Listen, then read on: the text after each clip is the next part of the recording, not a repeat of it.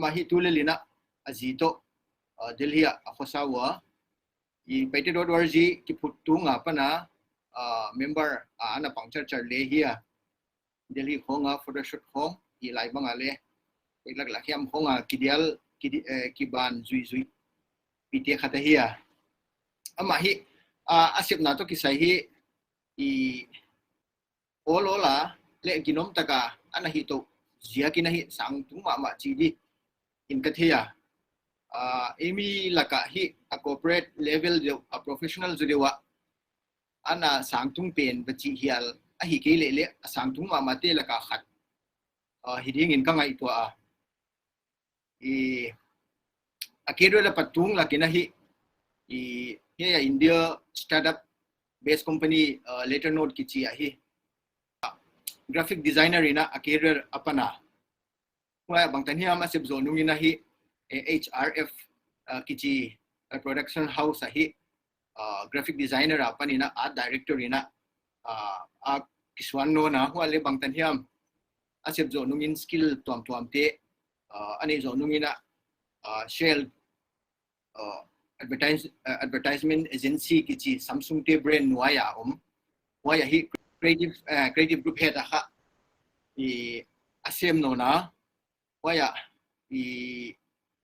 panina international level luta ina tule la sebna Mediamonk kichi waya kha asem le la he kha international brand ahi ba na hi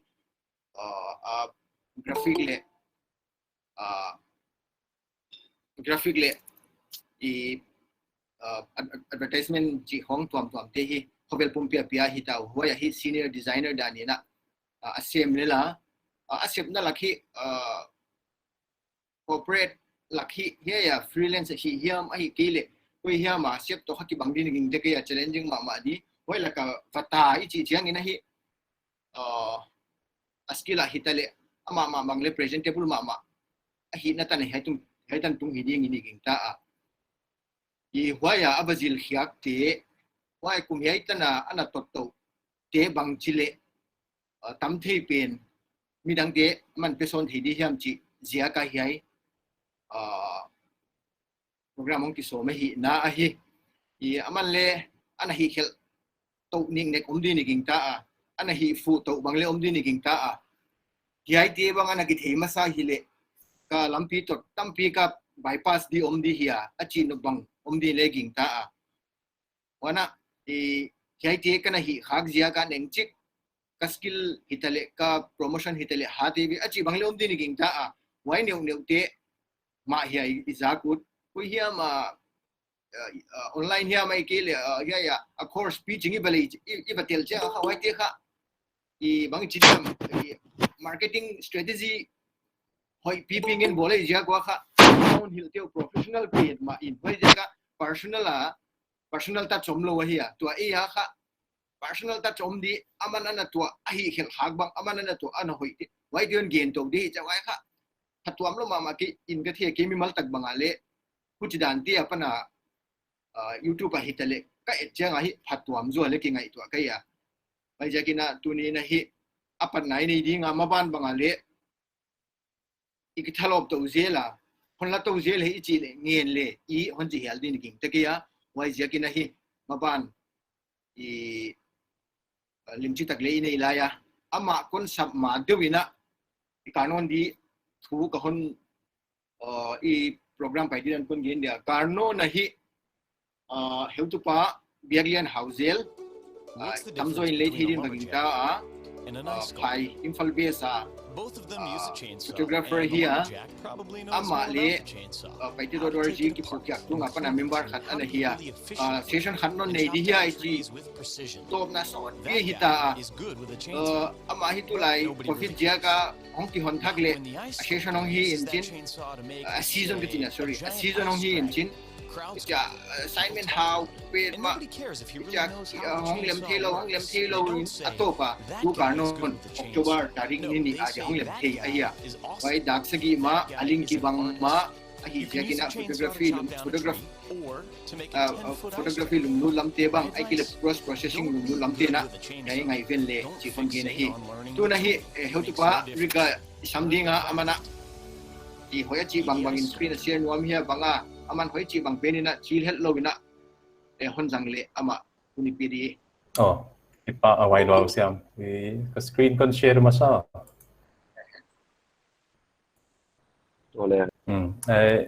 thì usiam chỉ mà bằng như na tua tu di opportunity chỉ là điều hong kipa hoài lo tera ama sapena yai paite.org le members le help to tung in na tungwa kipa tu cái kiện mà sao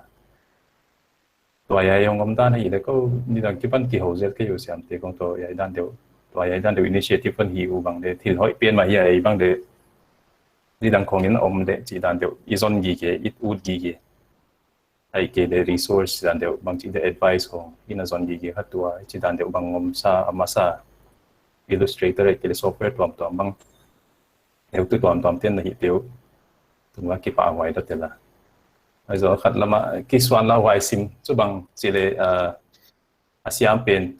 tu ne pen ha ki kup na dan deu le hi wai zo ke to dan ke thei tan wai ta na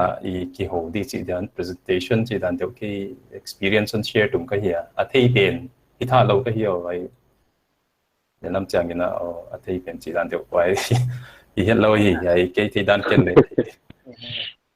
de isak na chi dia ke de luk lut na hi to mi to ong khang thak de ke de ana lung lut cha te kong tam zoi ne lam ka lam ina to kha munu a hi lo za ken kha alam pi thei ki de boy wai si mai thei le kha ang nuam de wa chi lin te wai kong hi ta share thei dan chi dan de kon share tum dia wai hi amasapena hi ai zo to points kon share de te kha ke thei tana kon ge na hi ke experience bang chi da adik dik lo chi de to no ka subjective sim ki le atop ka thei to pa adik tan chi dia a hi thei tan ma wai dan de hi wai dan de wan ang pang de hi wai topic kha lut pa de career in graphic design akizia wai zo kha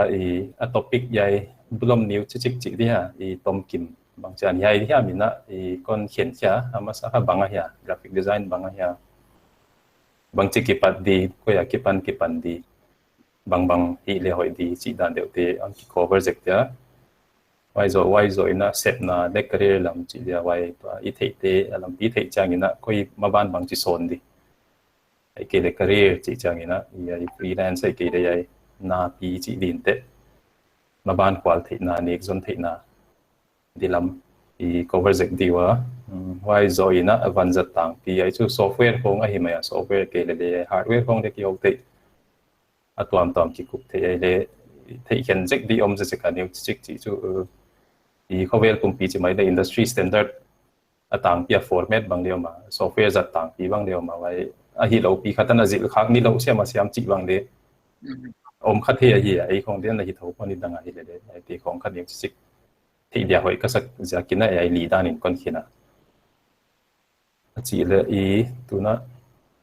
masapena graphic design chu definition chi dan de ai apudak na akipat na chi dan de wa kon gel a hiya graphic design ki chi kha lim le laimal koi khom pun khoma thil swa khyak a hiya thil swa khyak chile thil a purpose nei hiya graphic design ong hi changin cha pun khom chi din te wai zo graphic design hi thei siam de khat hoi kha graphic design hi part khati ai design a din na wai zo apoi mo na khat kha graphic design kha a base foundation pen ma a hiya yai a basics kong a thei ki le kha bang chi da thil thei ko kal thei om ma wai zo to a lambang de hi tho bang de hi tho graphic design kha thil teng wam di somo wai zo thil teng design lam hi na graphic design a hi di chi dan de lung sim ngai to na i kele thei siam na no ma wai le hi cha le wai kong le kon aneu chi ka breakdown chi dia a detail de wina kon hil tum dia ama ba na pai di hi le wai zo tua design chi jang ai kha sau pi ngom no na fashion design industrial design product design automotive design chi kong de architecture ai ke le visual chi bang le tam pi ngom zel le wai teng sang ina tua ki ho na chi de yai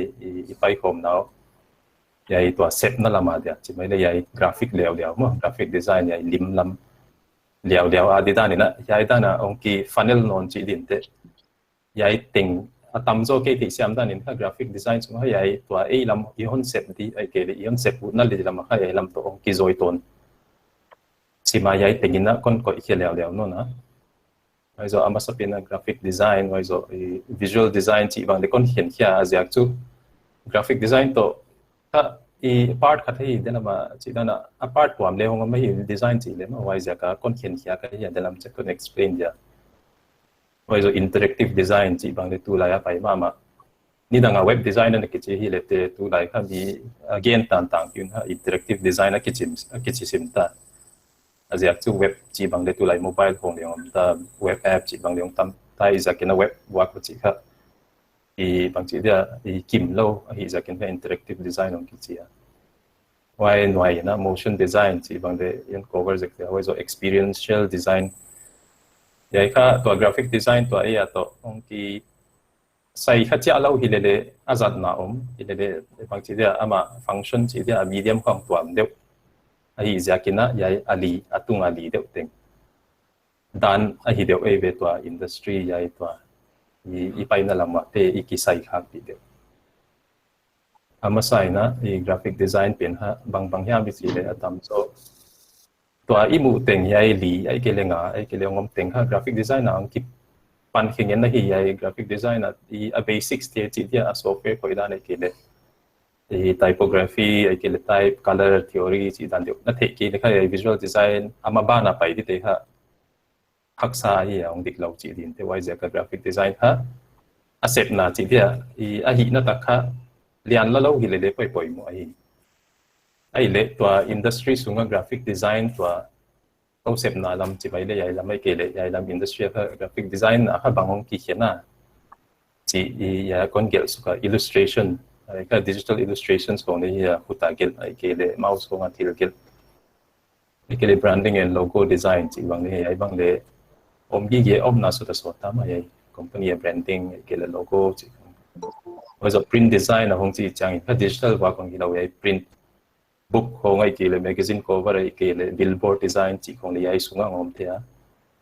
was a brand and marketing collaterals ke chi ai pen ha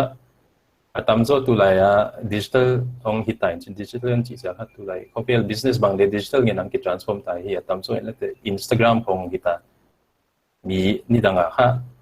i lampi ge khonga billboard lian pp signboard lian pp khonga hi te kha tu lai chu om lai ma hi le awai tia ha min sel non lo hi vai digital de revolution ongom nung kha tam so mobile khong hi ta Instagram khong le hi mai ma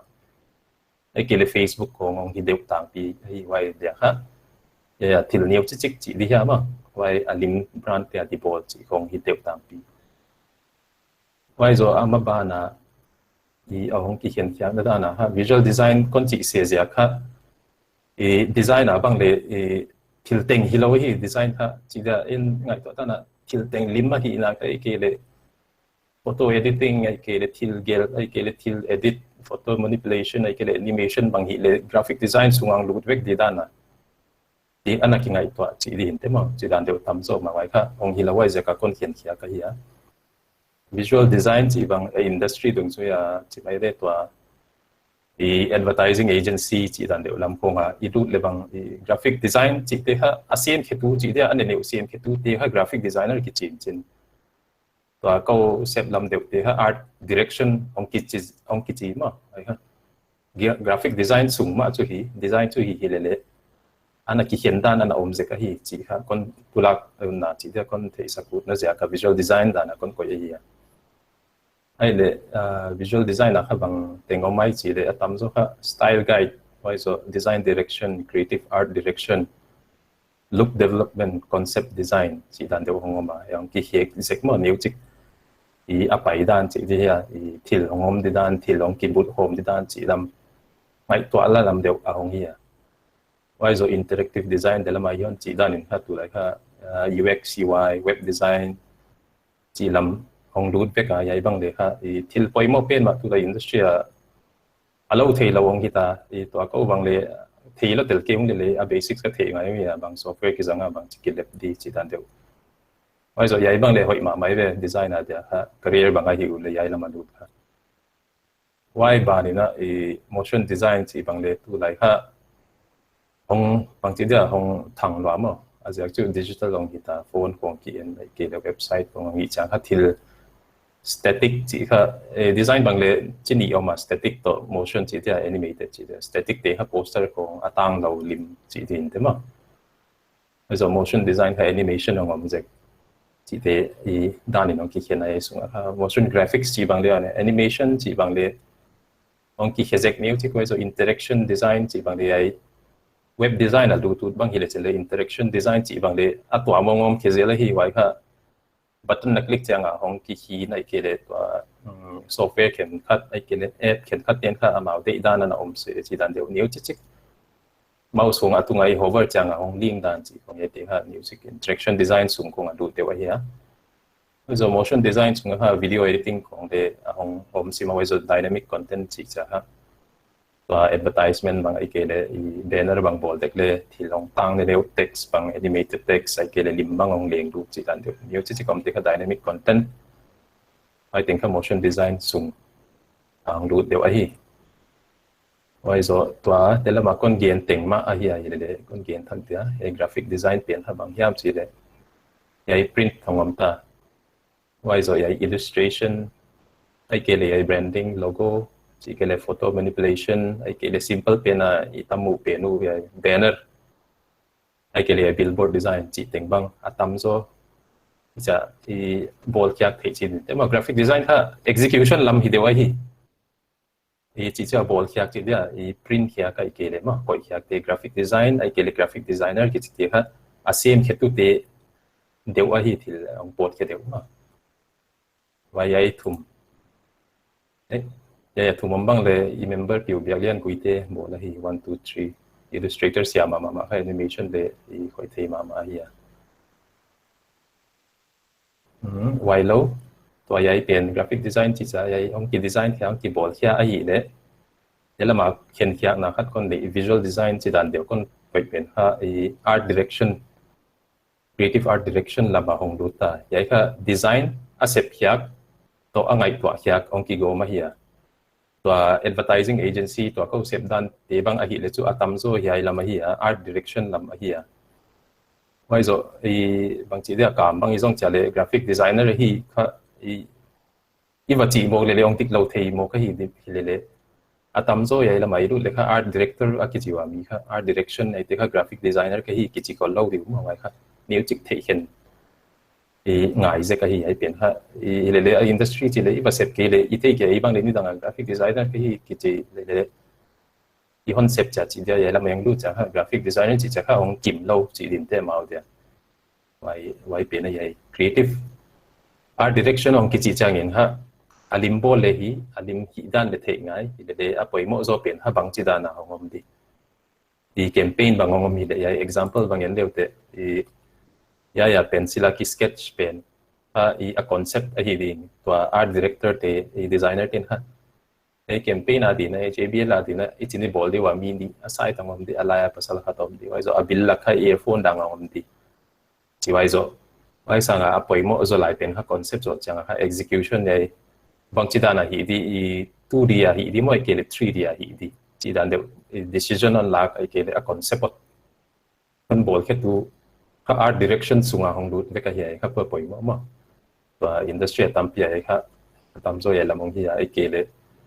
ya avei lama nu me khat lim pen om bang campaign ade advertisement ai ke le video khata ke le photoshoot khata dia ava set kya vua kilawina akipat ma ha ngai to na chi din te ai campaign ade a brand bang a logo bang blue color tang pi le ai alim teu le ai ke le ai campaign pen ha a tam zo blue zang di ai teng color palette ai teng zang di ami ya yong di chi dan deu a settings bang de yai dan deu monochromatic setting ong hi di wai zo alim yam di ichetuka angle ke la di ami pen ni ai a eng chi dia sil di a earphone a product te na bila ko di chi tan ha art direction lama a hong du ta e kha a design wa kong hi lo ma angai to na hong du wai zo yai atak lama bang en le a brand bang neo glow chi bang le ama ko orange ko hi le ai ya alim bang chi lag di mi bang campaign khata dia vậy cái design chỉ là digital design work đường đi lâu lim lạc đan chỉ còn để hong đuôi về cái hiện thì overall chỉ là mà pum pi thì hết ta dia vậy product advertise là để lim bang leong pa mo ai cái video hong pa mo ai cái ai font zat đi đan ai cái lim bang hele bang color rằng đi background này ai zat này lipstick bang ai color hong hi ngai chỉ đan được thì cái art design chỉ là visual design art direction sunga hong root no na hi graphic design tunga ma why so industry tulaya thang ma chi din te mi tulai tampe ma tulai kha yong wa kham chi de explosion khara ma UI UX lam kha aziakpel dela ma kon chi dan na thil ha digital long ita phone bang mobile bang hoita internet bang hoi la tawai ja kham bi atam zo in the website sang app ko nga bol ke mai hi zomato ai ke le great ai ke le banga brand lian ting Nike Adidas chỉ không nêu trên đấy website bạn là app này với cái gì vậy bây giờ website chỉ hoặc là đi đi đăng ai alim khát mà text mà alim site video kịp play chỉ liang hin lâu tu lại cả chẳng căng thì là ta mà vậy dynamic content chỉ điện tệ bây giờ parallax effect chỉ có cái animated tôi am tôi nghĩ tới bây giờ AI biến ha chỉ lại này để interactive design bằng đấy mà bạn là để khoan để hồi AI biến ha pay bằng lệ hồi mà bây giờ chỉ là scope tầm AI bằng để thấy toạc mà bây giờ AI biến interactive design xong ha UI yang om dia UX yang om dia UI ion chỉ chẳng in ha website ta look om dia ni ai bang ali bang ki gel dia text om dia button ya yang om di ai kele button ai color om di amel apola amel pen chỉ di inte front end work pen ha UI ong ya UX ong hi chang in ha user experience chỉ dia ajar new ya click link ko ya pai di ya ka shopping cart pen ya pen click link a product thì ko ya ong pai di check out ang pai di kele ya pen pai kele ko ya ang kin navigate di chỉ dan deu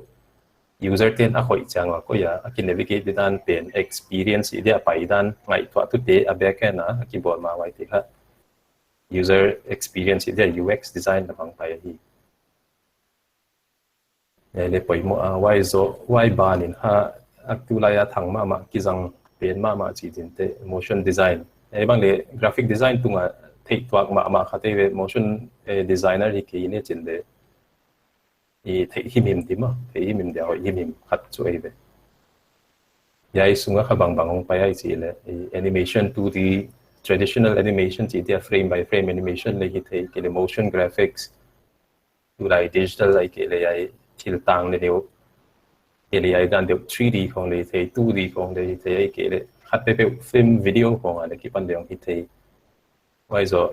video bang tu lai ya chang a wai Netflix bang ya chang ong po thia a logo ong ki animate a light ong mai ke le wai a title sequence chỉ dia wai a bin ong ki gel chỉ thế không có motion design này cái title design animation yai sung ang pai deu a hi thei siam da di na motion design yai anoya tak lam pian ha biak tian guite main a design hi ma le siam ma illustration le ma hi ya wai tunga animation bang le ma hi hi a chỉ le yai peng bang ai na ding chỉ dia yai cái tình Hong Kong tại industry ha tang pia ilu thei na lam di chi dia bang teng ile bang chi da na ki pat ti chi khat kon koi non mai a cái bên ha ngai dan toàn le hi ai zo subjective sim le hi le atang pi da ke thei tan ina chin kon gel kya degree diploma courses ai zo passion projects pro bono projects freelancing portfolio internship rồi rồi full time rồi rồi vậy tiền ha ông phải đi đan ha ông kịp bắt mà ha vậy anh yêu rồi con gel nó giặc lấy ha ông mà thì bồi mộ chú hi lấy bồi mộ lo ấy giặc chú design ông cái gì chẳng như năng xiêm na ấy bồi mộ biển ha và câu bằng lên mi không cả hai để cái candidate không cái chẳng bộ xôm đến nhà 90% là mua 80 chị inคนlâu cái hiểu chỉ là ai kể để bằng lim khát abol na ai kể để có college hay ai design school hay tiền mà vài cái bạn ông phải hay chỉ để inคนlâu hiểu để amount xếp xóa chỉ đến cái vài tiền tiền kia hiểu gì cái nào đấy ai hiểu đi mà hiểu để อันนี้ตัวคนเก็บไว้โซ่เขาละ next ของไปที่ไอ้พอยหมดเขาจะกินนะนิ้วชิก breakdown ที่จะ details เลยคน explain สักหลายเดียวdegree diploma courses ที่เขาตัวไหนทำมาคิดเลยก็ที่น่าสนแล้วไหนเราตัวไหนบางอย่าง university ของมันเลยbachelors in design bachelors of design graphic design ที่บางอันไว้ UG program บางตั้งมาทำมาDelhi University สูงกว่าอะไรก็เลยมุนตัวมาเต็งค่ะสารละมาก็ส่วนที่แค่ค่ะกินเลยอะไรละมาformal degree นี่ก็หิเราจะกินค่ะdetail นะก็ที่แค่เลยก็นะ research เจกตานี่นะที่จะดันเดียวต่างปีออกมาBDS graphic design animation film design ที่ดันเดียว degree บางเดียวมาไว้ product design ที่บางเดียวมา textile design ที่ fashion ละบางเดียวเลยจัดที่bachelors in communication design UG undergraduate program in game design ที่บางเดียวมา UG program in graphics and communication design ที่บางเดียวbachelors of fine arts ใช้ช่วงน่าสนใจไว้soมีองค์ดูทักจิตเดียมีทำโซ่ที่คนเดียวอันนี้เวกซิมว่าไว้so bachelor of mass communicationบางเลยคนเฮลจากจู่graphic design องค์กิจจังนี่นะบางจิตเดียลิมโบที่ว่าคิดเราอัตตะไปหมดsoฮะไอเดียจิตเดียอะไรตัวเทคที่จิตเดียบางองค์นั่นที่ไอ้เกี่ยวกับเปนอะไรเดียบางจิตโบลที่เทคที่จิไอ้ตัวน่าเปลี่ยนไอ้ดีไซน์เอาไปหมดนะครับมั้งบอลที่ว่าคิดเราที่นั่นบอลที่ว่าคิดเราไอ้ตัวน่าห้องไปหมดจะสิไอ้จะกินนะเลยคนเหี้ยดีกรีบางอันนั่นเลยพัฒนาลดแต่ละ communication ไอ้ดีไซน์กิจค่ะบอลที่เรื่องที่คนเราวินจน communication อัตโตปะฮะโคไรเลยที่บอลถึงบางเลยมีตัวกี่โฮมทีมนะมีตัว communicate นะเกี่ยวกับ product ขัดเกณฑ์นะเอางี้จะกินนะเลยไปหมดก็ซะas a bachelor of mass media ที่บางเลยตั้มปีอย่างไอ้เลยไอ้ถึงค่ะกามาดีนะคุยข้อออกมาที่ดันเดี๋ยวนี้จะ research ไอ้ถึงของเนี่ยจิกคนก็อย่าตั้มจะตั้มแล้วเป็นใหม่เลยเดี๋ยวก็กินตาเดี๋ยวไอ้เหี้ยbachelor graphic design ที่ของเลย10+2มาฮิเดียเดโม10+2มาUG ที่โพลินค่ะgeneral graduate hidiam ai kile graphic graduate ma ngai hidiam ai te kha khatte pe street khatte pe walak the program da de hi za ka okay le ki pat na chu 10+2 ki pan kong hi ngai di chi dan de hi le ai te kha tu lai hi kon gel khang na ja kha poimo chu hi wa ja poimo lo ki le hi kon gen ti na ja ka tu lai ong du thak te chi mai le naw pang thak te kha degree nei nyen sim ko hi wa moตัว A generation ที่ไม่เล่ตัว A generation ตันที่ฮะ A own portfolio A น่ะบอลที่อักเสียกันน่ะรู้คงยี่ว่าเสียมน่ะที่ได้ที่เสียกันไว้เลยจู่ตัวตันน่ะเลยจู่ไปแล้วแต่นั่งเสียมน่ะเปลี่ยนนี่จู่น่ะดีกรีสั่งอ่ะจู่สาววันตุนจะที่ไว้จู่น่ะกงวันหงจะทำดิไว้จู่ดีกรีเกที่เลยตัวไรฮะต่างปีเลยฮะ minimum requirement น่ะกำบัง apply เด็กเลยat least บางอ่ะBDS degree ไอ้เกลบางทีจะ minimum experience ใน program ส่งจากเดี๋ยวว่า UG ด้านเดี๋ยวคงกี่เกลในเดี๋ยวจะเห็นฮะคงปล่อยโม่เราเทเราจีดีแต่ว่าเชฟน้ำมูนังฮิโลกิปัดในเดี๋ยวฮอนปันปีไว้โซ่เอาตัวนั้นเย็นเลยไอ้ degree คงปล่อยโม่นะฮะว่าคงเนี่ยกิจด้าน degree ในเราวิจะกินนะเทน่าที่จะเป็นน่ากิจที่กิจส่งมั่วเฮียกุมงามีบางทีเดียกุมงาอินาเทียกจีเดียอินาจิลเทียกนิ้วจิกปอยโมเราจีเดียอินาไงตัวข้าคนเราเห็นเลยมาบ้านน้ำพวกปอยโมจีดันเดียว color theory ไอ้เกี่ยวกับ typography ไอ้เกี่ยวกับ basics of graphic design ไอ้เกี่ยวกับไอ้ fundamental stamp ยังไม่ใหญ่ที่ฮะ degree ละเลยแต่กุมทุมสุงาเขาใหญ่ถึงข้าไอ้จะบางทีเดีย school ด้านเดียวว่าฮิตเลยจังว่าขันนังข้าที่สามันซาจีเดีย shortcut ที่ไหนมั้งมาบ้านนะกลุ่มว่าปอยโมดานยันสนที่ก็ยันที่สังค่ะปัจจุบันดิกนาเลจูลำปีจูงอมเดี๋ยวไว้โซ่หอยนาค่ะที่ค่ะguidance ตั้งปีอมที่มาเอาบางอินเดียอันปกบุที่เกี่ยวกับ industry อมด้านจีค่ะ internship ของกี่ปันอันจำปะว่าเสียมินเกี่ยวเลยไว้มาบ้านนะที่จีด้านเดี๋ยวเมื่อไหร่ค่ะ degree zo formal education zo poimo him ka chi ai ka wai zo pe ha atam zo to ai ga ma dia I amin thang thei pen deu te hi National Institute of Design NID chi bang min thang pen ma wai zo a course man ko ne tam ma hi de placement ko ho ya hi wai zo na zil khia na di ai ke le internship on na di te ha ya na va zil khia experience na ba te ha non Sept tak ti chi dia career a dia non zat tek cha ha ông poimo la tela ye hun ai thei khol ke le dim ông poimo pen ma wai zo Indian Institute of Art and Design chi leo me kha Delhi yaw ma wai zo Sept Institute of Art Design Bengaluru wai zo ye Mumbai anwa ye French te a khata hi ai kon ja la ma intern khat ka deu I khat bang le ya kipanong kipan kya hi wai za ka ye kon gen tu ta hi wai zo NIFT chi bang le fashion lam hi to te ma bang de communication design ke textile design chi khong wai ting bang le design su ngom pe graphic design bang le thei ngai zek ke le fashion lam da thei ya wai lama formal education nan le ke le experience nan le chu design bang le thei dina hi an thei sam din hi chi da de ma mai ze ki zoi ton bek wai zo ISDI School of Design chi da de ya min neu chi sek te o mai ken le ka thei kha kol kia chi za chu ba hi khol lo ka ye leตัวมียองดูทักเตะ resume ของ portfolio ของเย็ดเจียงอินข้าต่างปีจิดันเดียวของอันนั้นอมเสกอะตัววายที่ข้าไอ้ละมาบางทีเดียวมา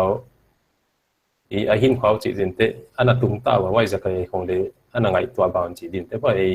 science art จีเราว่ามาที่อันนั้นคือ diversify จีดินเตะไว้จะก็ไอ้ของอันนั้นส่งแค่ว่าจีดินเตะไอ้ลำเต็งข้ากี่ปกคนแล้วก็ไหนเราจีดินอาจีเลยยายอุตสาหยายสุงามอ๋อตัวคนเกณฑ์เต็งโซ่จางนี่นะquestion ในที่ว่าไอ้เกณฑ์มั้งนะฮะ sorry ตัวคนเกณฑ์โกม present โกมไล่เลยกิดดที่ไอ้เหี้ยไว้เป็นเดี๋ยวเรามาดันตรงไหมเลยไอ้เกณฑ์เลยจะเกณฑ์ตัวสไตล์ตรงด้านหลังไปสวกจัดดีกันที่อ๋ออาจีเลยมั้งเฮียmember telephone ngamin kaging ta kay chu iya sino question hilaw nang mangay dan may na dena graph dena abulama se li so graphic design interactive design visual design chi a general in endik mok tele mo mi te koi lak khonga siam din na koi ilam te ha tam so graphic design chila okay experience khata chi de sing tang mi ha thilan na ki man bai so si ma hi bai ti tam so sa mo thil gai tech chi de software lam ko wai ja ka la ma de ki pat ta din chu graphic design chu bang chi da tam so ni hi thei dim ka ging ta le de hi thei on chi cha ha mi yong tam lo ta mo graphic design bang mi tam pe mai ta ka why zo career de la ma kon gen da na career da na graphic designer ka hi di chi cha graphic designer ka aliu la mong hi deu tang pi ve a sim swa te mo a lep noi sim te ka graphic designer ong ki chi deu ai de why hi le ai pen ha be sa hi na ja ka thei ngai te yong hi mo le career da chu yai ma ba na visual design art direction ko thei tuak a hi zo why zo interactive design chi bang chu ken bang chu ai graphic design sang in le ya interactive design UI UX tam ko twa ong khang thak te ong du zo mai leu ka chi sima ja chu career option hoi zo wai zo facilities hoi zo lo la tam zo ai ke le thil ha app bang leng tam de ko ya lam kha hoi pen ma hi interactive design ei lama om zeng zo win ka thia hi le de tam la ka thei nai kia ma wai zo motion design chi bang le mi tam pen ma wai zo phatwam chi din te career a de le to graphic design sang ha nhiều chiếc focus on tom ai hi chang ina ông ki focus zoi chang ina na sep bang den wam zo ma le ana chu tam zo to graphic design ha bi yong tam lo tel ta hi ka chi ta dan hi khat kon dong layo den ai gen bangena na gen bangena a tools hong software hi cha avazil the mo ja ka creativity yai line yang hi cha ba bol hyang ingai to na a hong piang pian kha poimo chi hiang amo musician de bangle waya aki di a tu nang pai di dan angai to a khitu pa khaya a tu pi poimo ni le wai din bang chi na iki exercise thì đi mi product te phải tam mai hong phat wam deu diam ai ki le why creativity bang chin ya pan om thi dia chi dan vậy ha thì bồi mỗi bên mà khát chui về toàn non đọt ha bằng chỉ là ngày toàn năng tiếng thế đi cái này bằng chỉ là na toàn đều ngày toàn thế đi chỉ ha vậy số ít tấm mũ tấm chỉ tin tới study tấm hi bên này về hi graphic designer dia chú toàn có bằng le reference ki en gi mà để lập cho site new chỉ con hiện đều vậy thế đi i mũ tấm đi hi mấy vậy rồi i vậy làm industry khác hàng hạ là telin chin i tu nia software ai cái style thắc ngom bang khanon changang tu am liao liao mo to font bang en le te ni dang khong ai sa zoom zz y sans serif font Trazon pro chi te bang thatang le tu lai te kha en le te is a bang chi dia geometric design chi khong mo sans serif sa be bo chi khong it's a season dan ang khang ni wai kha thei ngai mo wai i ken yai style pe na siam ka hi na sa ka hi chi mo ka hi thei lo wai chu ka ri in bol de cha ha wai til kha thei ve ngai wai ya de ha mi na et tam đi thì mấy thì muốn tọa mà ai kể đấy thì muốn tiếng Anh bài na trend ha follow ngay here et tam khóc đi mấy thì ấy thì ai cái gì thì ai làm cái xem na hi chỉ ra cái vài bên nào bài dead lâu thì mà qua om dead lâu thì mũ tam zil tam vài thì mấy cái bên chút bây giờ mi na sep hội chỉ dia mi na sep na để có nghĩa là chả ha ai idea hong piang cha bây giờ có viên ha originality chỉ ha tatak non la wei thil teng di sim kin ta ba để để boi mo pen ha original sang thil hat vamu china wai na sa wa ki pan ha ana tuam deu ai ke le wai pai dan la I na zo deu ai ke tuam deu bol kya chi ngai tuam pen ha boi mo ai original wa bang chi da debate thongam je la I na thil bol original sa ma nang bo chi dan deu bang chi da ki debate tag le hinon lo mo to chi ngai de qua man ke non lo hi le mi va copy di chui lo mi na septe vala ka I arong khong ke ka ke ya chi di chu hi het lo wai chu di inspiration lang na bazang dingin why I ba mu pen kha idea to bu khoma on hi di cha he awai wai kha poi mo e thì adang om ya thì nếu om ke le chu next point tapai su ti ka hi chỉ lấy cái đồ số có lợi sao? Ole. Thì để tòa giải tiếng Hàn đầu ta tòa degree bên bang làm pi khát ông hita, ama bana khá bang chỉ là kipat na bên này passion project sẽ khá phổ biến một bên mà hi, nó hỏi đi nó, sorry, passion project trong cái tiếng Anh khá năng lực luôn nó liao chỉ đi thế, nó kipat na khá kipat ma ha I software hat thei ka hi kam ka bzong di chi kwa manon thulak lo te chu chi da va mu thei lo lim khat pi masterpiece khat bol khia le kam ba mu di le hi lo wai zo mi len hai lo di a hang a zia chu a poi mo pian ha body of work chi din te project so mai ke le som le di kana bol khia som ni kana bol khia I na tam pi experience na nei hin chi pian ha min ki enjoy hi di na khat chau na pen ma vì là nợ tiền khi tốt một cái đấy na khát cho vào khắc qua mà nó còn kinh chất thấy đâu ấy giờ kia nó bằng chỉ là sẽ phụ tất cả chú ở chỉ cái bật để ấy mà là na học chỉ để vài tiền à bồi mua vài tiền các passion projects bồi mua vậy lim khát con làm để bằng để cái bộ là hiện cái này Sept nó qua chỉ tiền để cái nó Sept na design thì tốt để to design để to cái sai khá lâu có Sept nó trả để cái sai khá lâu để cái minimal phủ đan cái để đan là thiếu cả bộ chỉ điện thế mà vậy thì khá bồi mới bằng 3D tu lại 3D cả lùng đủ ra cái này đan đều 3D con bộ là vài giờ passion projects ha hỏi na ha kizil na leong hi ki upskill na mo vậy ni đang bằng Photoshop Illustrator ho na ki khoi ye de nong pai da na ha animation bằng poi mo ta animation ba na ha 3D chỉ bằng tu lại yang poi mo pen ma wai za ka ha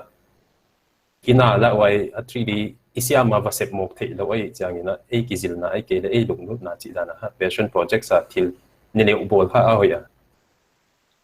ni danga ke le kan ki pat dan hai lom te album cover di chi kho ai ke le yai bang kon show de bang Bangalore nick toming kisi lom te khat album cover di da na ya a logo bang le ka bol sake secondary logo album art all seeing eye type of logo chi kong ai te ha a thon chi dia mo ya de poi do hi le experience zil kya na di da na luk lu na ja ka kana bol a hi wai lo yai bang entale yai ka behance page abang atamzo i ke na septo i bang chi dia ke na sep na le ko lo hi le ke lung lut na liao liao ke ni mala kana bol ni na hi ya yai dan tiap new chi chik yai 3D chỉ không nghe tiếng không mà yai cha workout na di chỉ dan de animation bang hi le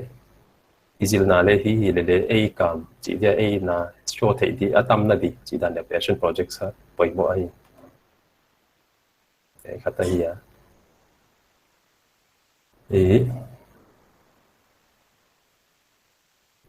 azul sorry passion projects ai pian le nang bol kyak thil hongom thei na di hong ki pat thei na di a hi wai restriction chi dia guidelines som dawa hong ki pat thei na de pa poi ba tu dai mi de mi i tam pi om ta wa poster ball chi te kong wai te ka passion projects sungang pai dia hi a chi projects noi na yai pian dong nom na a poi mo khat ka pro bono projects passion projects pen kha atul nong kizil nang hi dia pro bono projects pen kha athona na bol asum tel lo chi dia bang le ni danga anatam tam te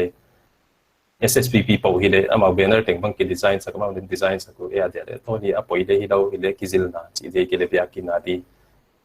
ai ke le long te logo long te business ati logo ai ke le t-shirt ko athon ko na ki bol sak mo ni danga te kha a poi mo na kha chi da na na ba apply ma kha na tam pi na le ngai hi ja kin na yai te kha a hi a seki chi di him te nang le na di wai zo yai pro bono projects bang non hi chang kha bi tong kin direct ta hong ki pan bang hi le te bi business ai ke le new chi ke lom te to bang chi hi di bang chi da na about de dan chi khong on zil khedi yai non zil kyak experience nei jek cha kha freelancing ale lu the ne na sep ma ha freelancing ong chi chang ha bang chi dia a quality le ong sang ngai ta yai experience on nei ta nei chang ha mi de dan kha on thei deu ta ma mai cha kha freelance bang de viable option pe ma hi yang ki pat na dia ai freelance yai teng khong nan zo chang ha na hun kho pangom ta de chu som ni khong nang hoi sak pe ma khong wai te hongom cha ha portfolio hon bol ke thei ta di portfolio chi chang ha nang bol sa ma ba na experience na bol khyak te yai kha na show na de hi nang na ki proof na khata hi ja kina portfolio kha thil bol lo pia ba bol the a hi lo ja ka yai atunga te han yu chi passion project si khong freelancing work khong neng poi mo hi example khat kon lag pia mi portfolio bang chi bol wa chi bang hi le yai kha khat example kon pong lak mo kha yen me khata yai in kha yai ki pan ka hi experience ai kon nei ya ki pan ko yai ka skill te ha Photoshop, Illustrator, Sketchbook ai ke le conceptualization, visual aesthetics chi kon hi diwa ai vinyl cover ai album art chi kon hi di na show the bang ken bang yai nu hire dia zong candidate bang hi le a portfolio hi ka eddi ana bang chi ko ya ai ke le bang chi le pa chi kon ki en pa di o ya hi le arong ngai twa hoi ta ka ngai twa de te be chi dan de ki sim thei ma để bằng art chỉ đàn được ai do Inktober chỉ không là bằng có nhà và kỳ involve bằng không illustrations không xem chỉ đàn được vậy thì ha và bổn bol thì bol đây đâu vậy cả để làm cái gì đó là pro bono work à thôi là mi à để na và set logo bol sắc chỉ không hay tiếng keyboard thay bài gì ra kia vậy mà apoi mo dan chu mi na yai honen dio huai tung to na hon jats di hi mok chiang mo le chen te ma bol di chuang hi de thì vậy rồi na ha chỉ là na mi và set kia kia để và coi thì mok lâu mà vậy vậy hi vậy giờ cả thôi na khi bắt tung à chỗ thôi na bol sẽ không để bồi còn lâu hi vậy na pi na bu vậy in sakin khangai ke le organization te an bo sa ka chi te hong khale ki patunga chu hi sakte na nga diang poi mo de hi to apotala ma ai bang example khatam hi oi zo portfolio don nei changa ha bang chi dana industry alu tek bang hilete I alu bai sampian ha internship ong hita internship chi changin ha I to agency lian tingin ha experience nei lawa kwa ma kilala wa hi wai zo pong lak thei le hi lo agency lian hi ke le koi mun teu hi le experience non nei na te internship ha athon le hi lo hi to join le te lo tam lo hon pe diu le khathum sung khong sem zo le chi da le mo nang e khan nga di a hi teu tang pi agency ke le wai design house te de le hi khol lo wa join thei ya to mun tam pi to LinkedIn ko le tin cha internship ai ke le to company na dei bang Nike bang hi mo le Nike te va en le te a website o career page ko ai ke le khat be internship opportunities ya de ko nga na om je je la ya te ha ba join thei kha atwam pen mai ya full real time chi the real life experience ne ya internship ha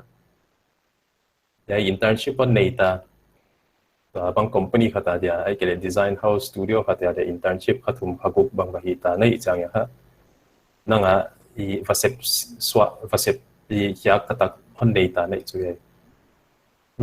anona ha full time na ule full time apply thei ma full time ang ki progress ai le ai pen ha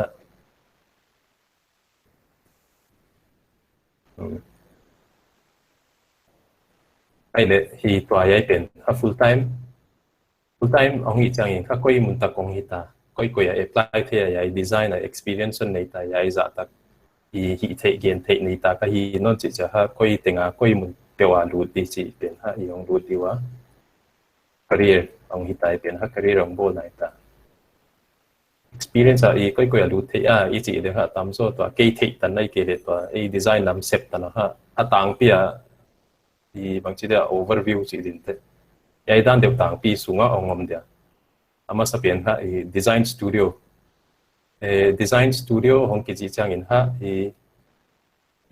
ai studio neu chi chik mo ai ke le lian pi le hi thei agency advertising agency tan hi lo hi le le ai bang chi da amao bi bang chi da company neu chi di hin te design studio self explanatory si ma hi design studio hi why bana a hoi ma kha chu advertising agency chi bang le ong mai kha hobel pumpia le om mai zo thilian ma mai tu lai advertise na eteng Xiaomi ke le Samsung Apple ke le setup ke le Flipkart Myntra til Instagram na eteng ha advertisement om gi ge he lampi na pa teng bang tenga ki bel di ke le TV aswa di I think ai te noi ang pai hi ai zo advertising noi ha yai til bang chi da advertise nam business nam hi lawina design bang le poi mo pen ma ya wai za ka resource tam pi poi mo ya ha designer chi da twa I atam so kha yai in ha percentage tam pi le la hi design nam ma wai zo in production house chi bang le hong no na production house ti ka film agency chi ti hong visual wai zo wai noi ha in house company si da le hong no ne company ha gin ta lo pp bang ale design graphic design apoi mo na tam pi hi company ting chi di hi main te atam zo wai ting ina designer poimo gi ge wa hi poimo gi na dang sep a sep lo ma na sep ai ke le company kheda po tu hi le designer poimo gari bo tu le designer hat poimo te te hi ai ja ka na ha career option hat gi ta changa na tam zo chi din te wai zo atop na pen to self employed a le hi the ya freelance a le hi the ya ma wai zo yai pen kon breakdown no na India dia ha design studio alian deu amin thang deu ki chi te hai animal chi te hong ai kon lag de ha ama website here ai te le min thang ma Budweiser chi hong yai campaign lian pp yai Keventer chi te hong ama sai nge na here ai ha India lian loi khat ai zo the blue house chi hong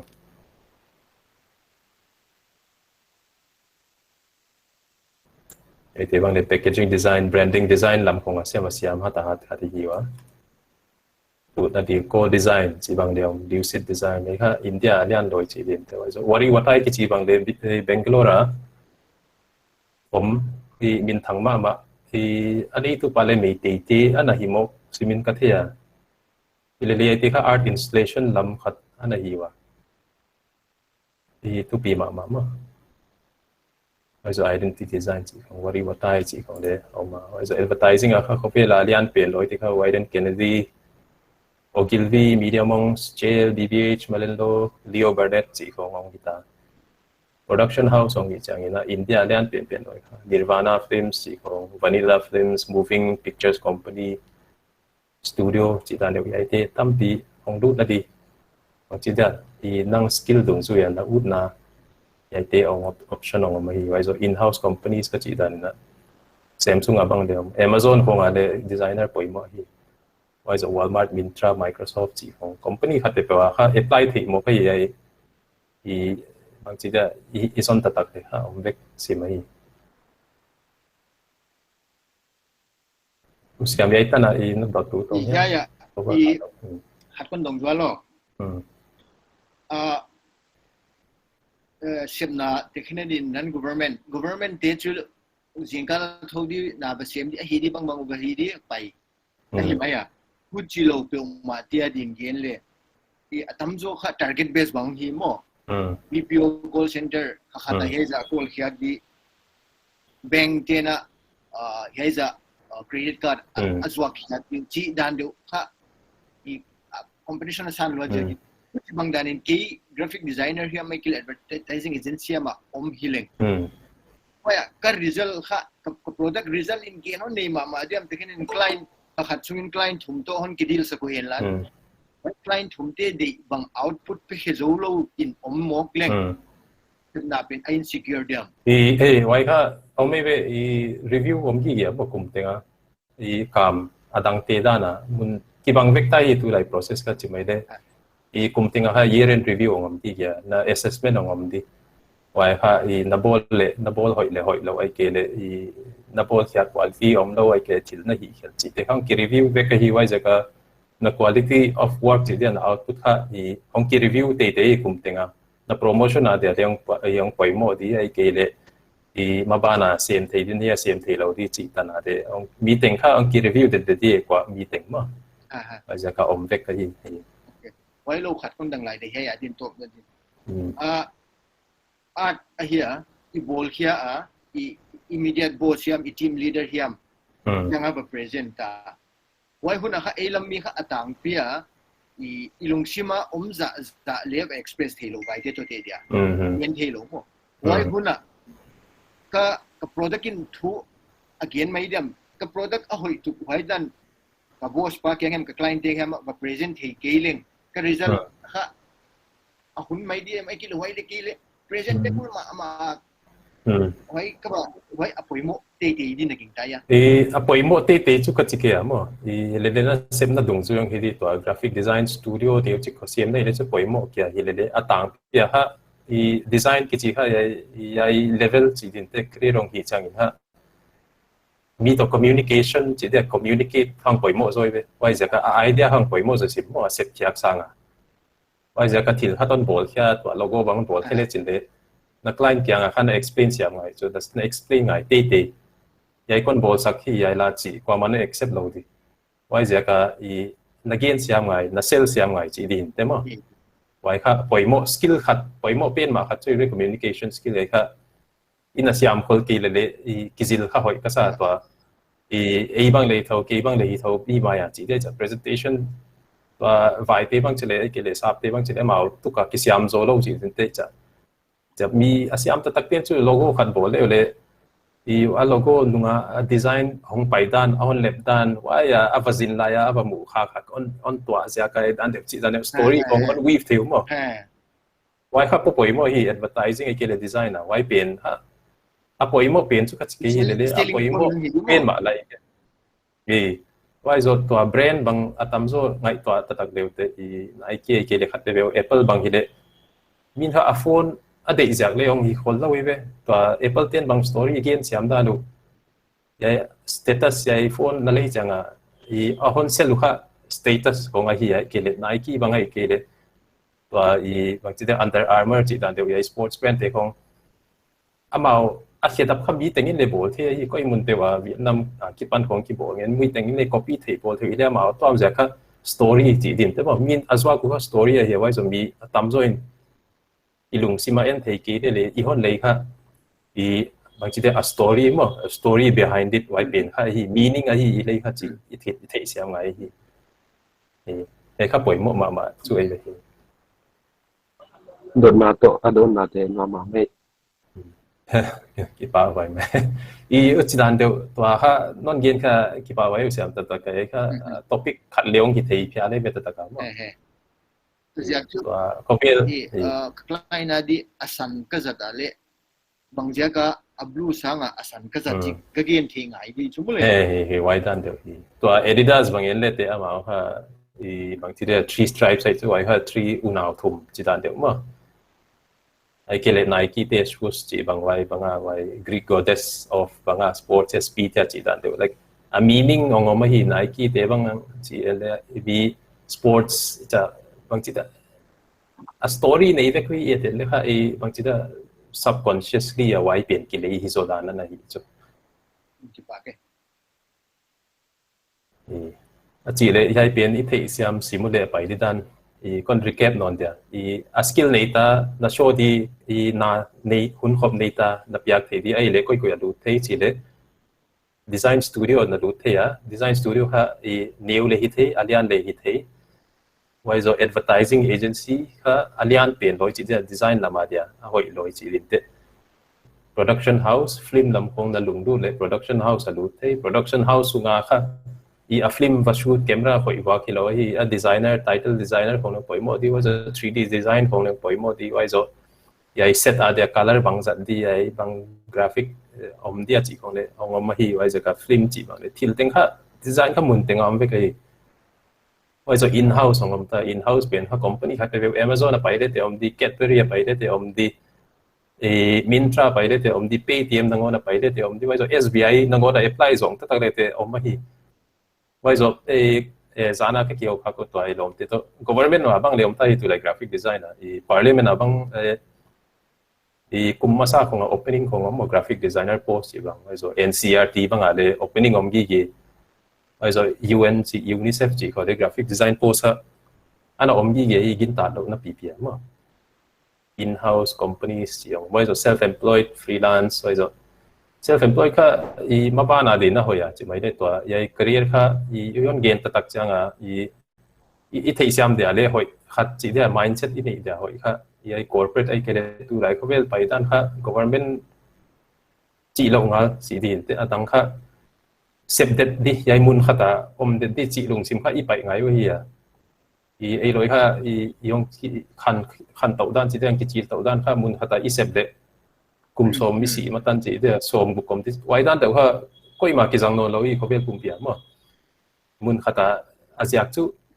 mun khata siam te le chin le na skill lin len dai no lo di wai zo medium lut ngai wai zo resource ai ke idea tha khong ai ta I jakin nga kum li dan kum nga dan khong kha nang career progress si na de le ki tuan the mobile the chi dan de lung si bi nei ngai hi mun khat wa ka om kha a hoi hi no lo I chi lung sim kha koi le ma gig economy thì cái mấy đây chứ mà wai dan de wai zo mun khata om de du chi dia wai pen ha stability kha thil ho hoi lo hi o chi mai de a khala ma khat na dia ha wa stable wa comfortable do mun khata no wa sak lo tha khan na om lo hi wai pen ha new chik lung se ma I thei zek hoi ka sa chi de wai za ka le ki prepare det ngai mo ai ma ban thil thak ma mai ke le mentally ai ke le skill thak khong ki zil det ngai painting ka siam chi za ka wai wa pa hi gi di hi la wai kha dynamic ti din te tu lai wai dong sim phanei ngai ta hi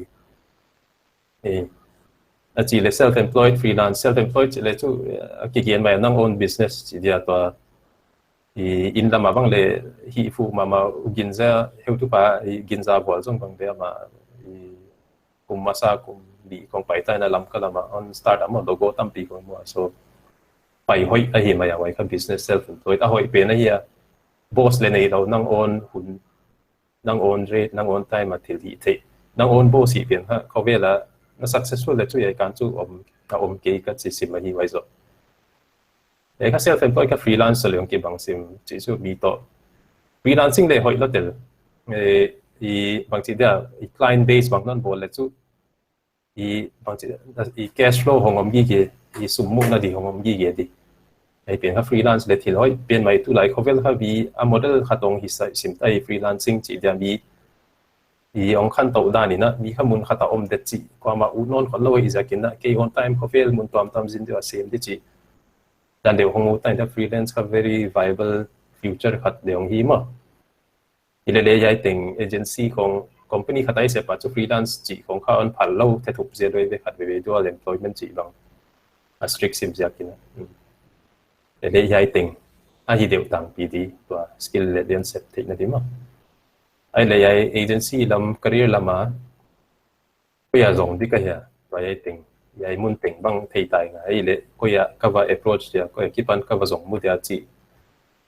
na din khai ai atang pin kon ko ya tua i ko bang le mi ka zon chang na chi din te ken bang le mi kha be ka zong a poi mo na ma mi son na chi tan hi na ai atam zo company tam zo na zat na kha LinkedIn na hi ai ka amwan hwai pe na LinkedIn pen kha job opening ai ke le job opportunities ongom na pen chi dia wai a ki et ma sak na pen na hi ai bang le link khat kon ko ya yel la kha i ai bang graphic design bang chile te tam piao mi je ai bang the agency graphic design analyst senior art director senior designer outwear head of design art director art direction visual senior designer chi bang tam pen ma hi ai te ha ai come in formally HR te coin on zone mu na di wai zo Glassdoor chi bang le LinkedIn dan de ma hi ai job search portal chi dia wai zo Behance ai bang to poi mo designer ai ke de ai lam industrial lu nei de chu i Behance kha account abo na nei te nga ai simu ka sa sima ken mi ken khatin chu anei wa update khol lo ai ke le ngai poi mo lo le Behance kha mi zon cha kha ya on end diung chin Behance kong an zong diung chin Behance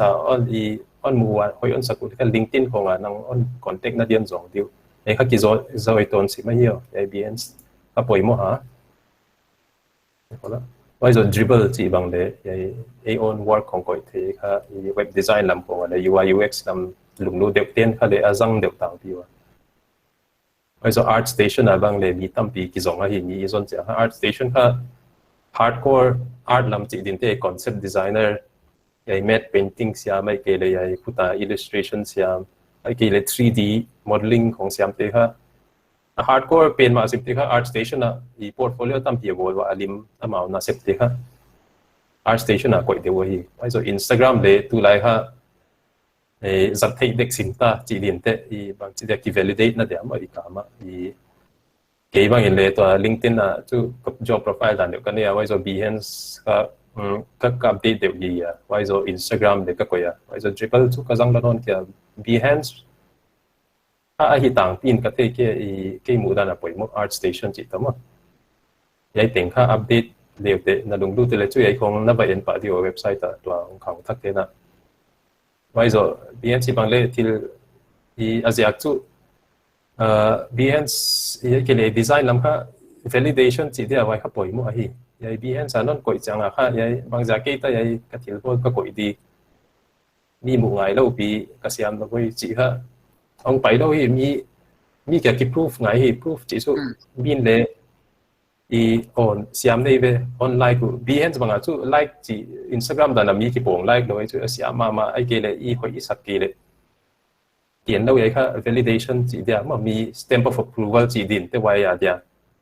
proving ground dan deu khata zat the hi Behance ai kha hoi a art station bang le hi ai bang le hak sa pen ma kwa ma na sep và coi mong lên trên lệ sáng khát và coi lên trên lệ nạp tiền lệ qua vẫn like hết lâu thì vậy bên like tâm âm hội tiền ha bằng chỉ là ngoan hoài thì chẳng mấy ngoan hoài chỉ là đàn mà nằm ngoan hoài na ya chỉ phải tiếng kiện thì ya Instagram hay lệ chỉ tên lên chơi cái lệ bằng chỉ đẹp hoài vậy na này hiện lệ compliment na đi chỉ điểm thế thì mang thế na bol na không đi na poi mà bị chắc na đi mà giờ cả why so easily shareable chi dia kwa kya na phone pan khong thon thei as well sak thei ja kina ya le hoya ide le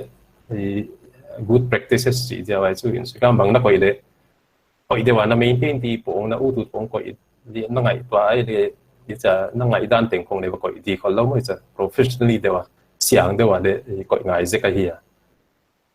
vậy thì hay là so vậy rồi film làm lùng lụt đều animation làm lùng lụt đều tiền ha Vimeo cũng có đều tăng đi và Behance cũng chỉ đó mà vậy tiếng anh thì mình nó đều là Behance nên đi và tầm rồi nó ArtStation nên đi và vậy rồi LinkedIn ya ha on đều le on contact đi và mình hiện phát tin cho LinkedIn là ngon và le til không get tiêu không post và một thì là coi thấy mấy le đều vậy rồi ya coi một lúc đều cái vậy tiếng ha coi một ấy career mình non mũ nó đi nữa .com ya siam .com chỉ là được thì tuan on gen ka hon dikka sama mama ya ni aku ama kunci kat ko ama kaci na hilong elam te kha ilung lut na ta na hi in paite do dorjin ipata itupin wa hiya ni side bola photographer te hiam graphic designer te hian amau design te on display di on display changwa amau display ni noya som ni ba hon nei changa ama pe changom di hilemin ama skill athei na diu limlak asiam dan graphic asiam dan a display thei na diu chi e mi level a ibol som dan hai dan a hiya waitan lungjong lo ibanga I atang pe te ilunglu na tan hi in wai do changa ai kele I hun ol zanna bazang huchi hilo dena I self project na chi wai pen mo self passion wai pen mo na en ilunglu na tan hilo e le o wai tan nga tu khasunga nal nga bol hidi cha e le ki challenge mo mai ti bol hyak ti so mai na free time ja ka iba bol hinon lo chin extra step ba peta e le ki push ti mo wai dia hai ti bang le hoi ka sa khat kon dong dia I yai chu to ki sai na dena again te kha chin gen tele te khenarin mi khato ma wai mi kha company new Delhi dan bang gen le ya venga company hiam ai kele NGO hiam onga graphic ana hi to ta ama le ki muang sim ta huchina amin nei thamong hitadi local design company hino lo amin nei tham India le lian tham wai tia valut tale alo kha standardized dewa ana wai va fit dia hidiam ai kele ama siam na tu kisanga ama siam na tu kisaya a company auja pe mok di diam ai kele a standardized rate ma wai ai ba ki fit in zodi hidiam vậy ha tọm mà mọi company new bên mà không ai kể mi khata company không ai để chú alo bên ha ama on gen thế một quả thì để tăng bia không biết công ty phải ta hát tu lại ha wages gì đó đi lộ bằng lệ ông cái standardize sim ta hi mà bracket xuống vậy chất chỉ cái để ya kipan hi tan ya level là thì chỉ đan được ha vek ai ta industry standard chỉ dia vậy tan bây giờ các tôm loa liên phát thi một lâu bây giờ tầm loa liên phát thi một lâu thì để tăng pi break cái tông thì để vậy ha skill khát chỉ là xiang này chỉ định tới company không phải apply cho ha chết lâu mình trên arrange cho mình trên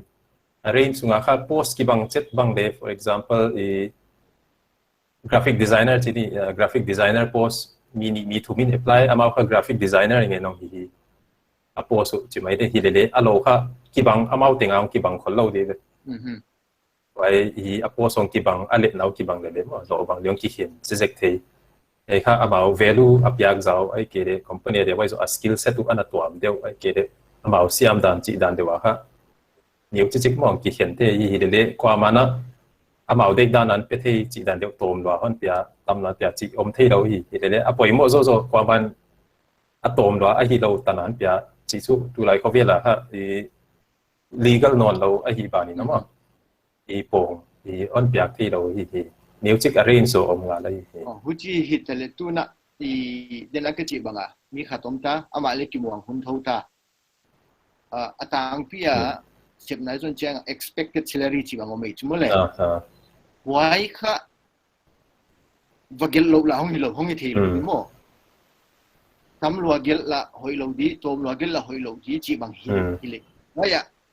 adik zo khol ken te ile nang na mu danin tu ta nan thei danin bang a safe pen di sep na la display sim ta ka de ne te wut le ke bakit tom zuak lo je zen le ngai pa expectation niam lo a quality le hoi lo hi hon chi jial ka tin mo ni dan do kala bang a safe pen di ai chu a safe lo pen kon tia kon pan a safe lo pen chu tom la wa ki swak pen ha hoi kia ma but desperate lo chi dia mi company khatina for example graphic designer post poi mo ka hi cha a koi khia ku le chu amao nangon de ai mo wa iza ka wa kan thei siam wa iza ka kamuke khadi chi ja ka atom pen chi dan de na ba ki koi le kha bang chi da na nga de hoi lo hi career de ma wa zo on hire tin le on muan di tu kon za di tu kwa ren za lo thei ma le range ka a chi chet chi om kia hi le poi mo pen chu research hi di hi mai mun tenga sol som de ya zon kia ki hian zon chiang a ha music arrangement ki the hi as chet ki the ki le mo music ya hi sa ki panong hi di chi dan de wai zo Sept na thei na ta na sang ro le va kot mo ti de hi lo zel mo wai ka arrange music comfortable ti tan hi le aniam sang a chu asang lam na kin kha hoi zo hi chi jak chu min on hire dek chang wa kha on negotiate jek mai thi chi wa ki pan music bang na kiam jek le nang de tan na mu na di chi dan de mo nang de tan a ki pan music sang je a tam zo ko kha hoi zo chi di te atom sang a atom kha hoi kholet lo hi khat te wa lim lai ke tu lai lim la te bang le chi mai de atom chi ja ka min de chi ja hoi lo hi awai ni ai lam pai dan ni ai ke bang le ni dang ai theo ki pat tu ko a tom chi chi ko a hi mo ke hi te ve le chi mo ki a le hak sa ke le kin kum ka na zil ja ka tak sa ko lo le mi a de ka ve lu tam pian om the chuai nang na ki thei siam lo chi de nang hak sa na sak lo ja ka tom ma chi mo ti no mo chi tom ka hoi lo ka gien kha dia ma on dot no dige wai zo research hi hoi pen ta ka ma adik chat chi de om ka om ki